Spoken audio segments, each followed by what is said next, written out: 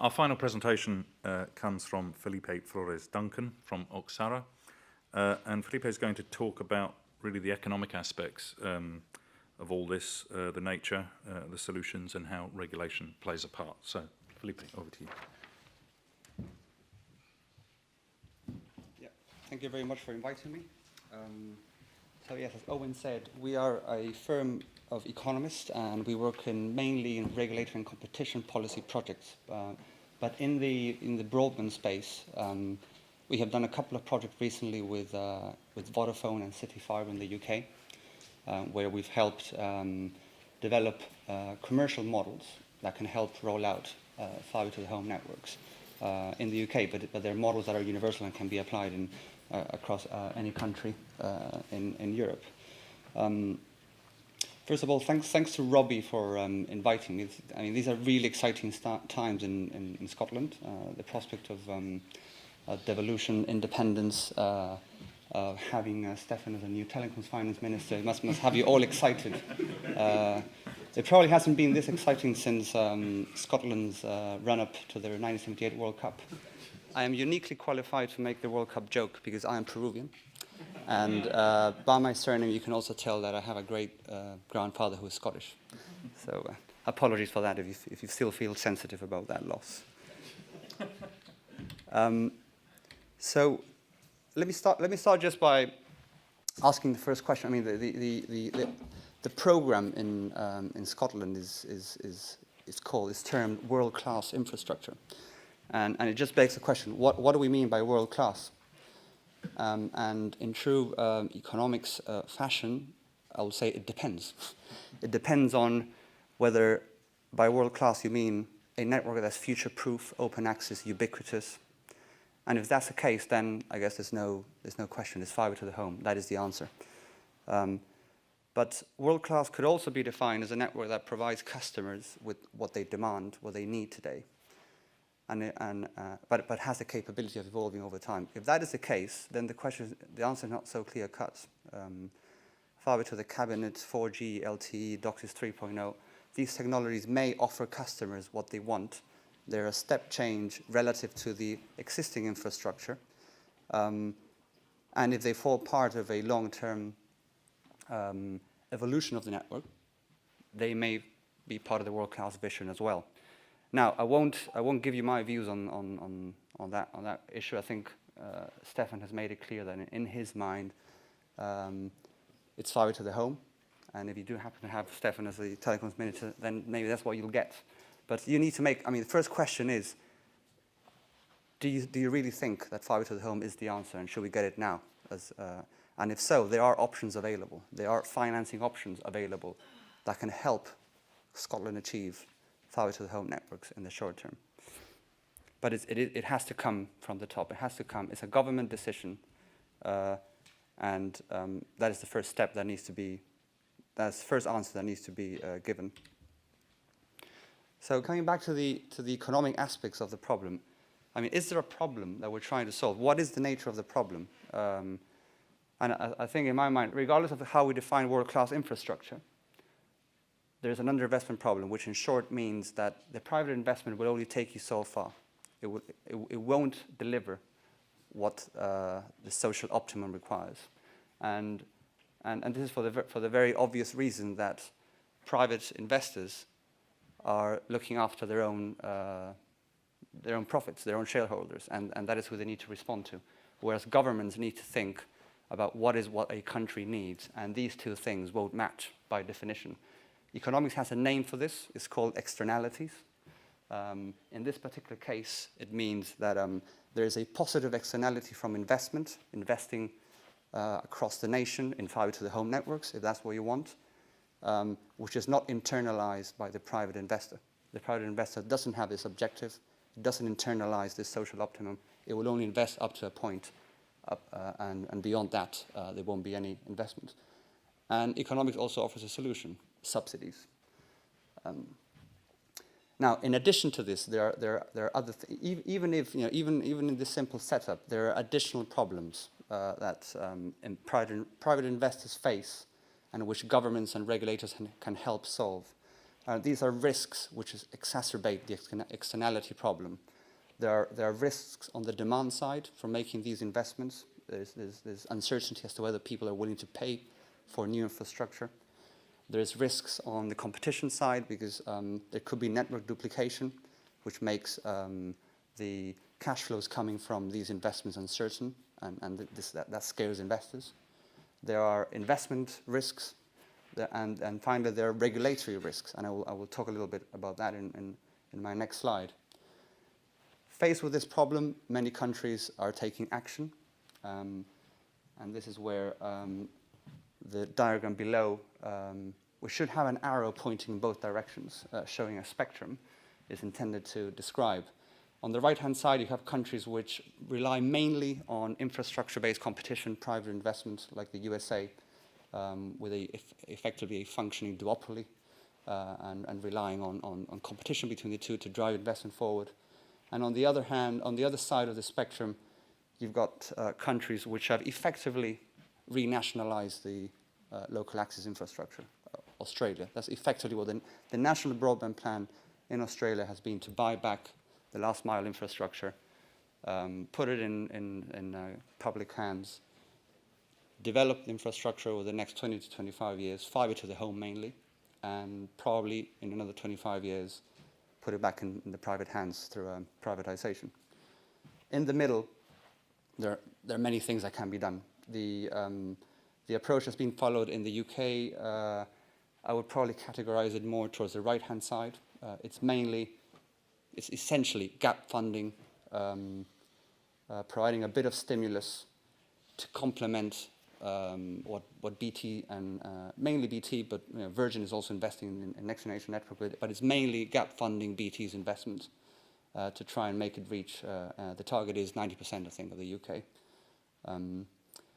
But there are other countries like New Zealand who have adopted, they haven't gone as far as the Australian approach, but what they've done is created a new company called Crown Holdings, who is entering into private-public partnerships with a number of consortiums across the country, and setting the rules and setting the targets as to how much needs to be invested in different areas, co-owning the infrastructure, and probably bringing the financing cost down in that way, also contributing some funds in the process. So let me now. I mentioned regulation, and I just want to make this point. And I want to. We have Frank from the European Commission here, and I agree with Frank when he said that the European telecoms framework has been really good at creating a competitive environment in which we have seen firms enter, mainly through local loop unbundling, offering new services, driving prices down, creating competition at the services level. But it has reached a point where it can't really cope with the problem we're facing now. It is not designed to regulate how, when, and to what scale investments are going to be made. That is not the purpose of the framework. The purpose of the framework is to let the market flourish, competition to develop, and investment via competition to take place. And these are two completely different philosophies. It is very difficult to reconcile both of them. There are many instruments that the European Commission is trying to deploy, like recommendations on fibre access pricing, and other mechanisms of that sort. But fundamentally, the telecoms regulatory framework is very different to how the regulatory framework operates in other industries. At least in the UK, economic regulation of utilities is very much more regulation of investments and rewarding firms for undertaking investments to a scale that is pretty much agreed between the regulator and the firms. So the whole objective of regulation there is to ensure that investors are adequately rewarded for the investments they make, what is called the RAB approach, where RAB stands for regulatory asset base. And the whole exercise is one about estimating asset lives, what the right cost of capital should be, the profile of depreciation, but essentially it is a regulation of investments. the telecoms framework is so that the telecommunications regulatory approach has been very different. Certainly in continental Europe, where prices are set on the basis of hypothetical, bottom-up, long-run incremental cost models. I don't know whether this means anything to you guys, but it is essentially a hypothetical construct of what an efficient price would be in a competitive market, which may or may not have bearing with the actual investments being made by the companies. So there's a big disconnect in between the way prices are set and what is invested on the ground. And this may come to explain a little bit what Stefan describes as the big rip-off, which is, these guys are being paid to replace assets, but they're not replacing the assets. I wouldn't quite go that far, because I think it depends on each individual. One needs, at the end of the day, make an assessment of how much companies were, what was the price cap that companies were offered versus how much they actually invested, and see if the two match together to define whether there was actually a rip-off. I think the answer will depend on different countries, on individual countries. But there is clearly a problem. The regulatory framework is not designed to promote investments.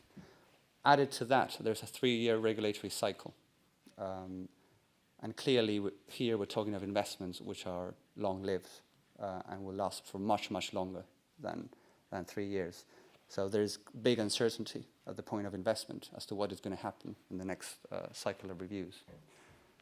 So given these issues, we did some work with Vodafone, as I said, where they came to us a couple of years ago trying to do some thinking through some of these problems and trying to come up with a model that could help overcome some of these barriers, some of these risks. And on the left-hand side, this is a stylized representation of the model we came up with.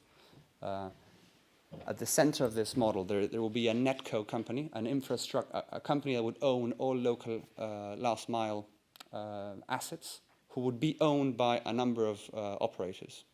It could be, one of them could be the incumbent, BT, but it will be the ownership structure would be open to downstream competitors like Vodafone or Sky or others who are willing to participate in this consortium.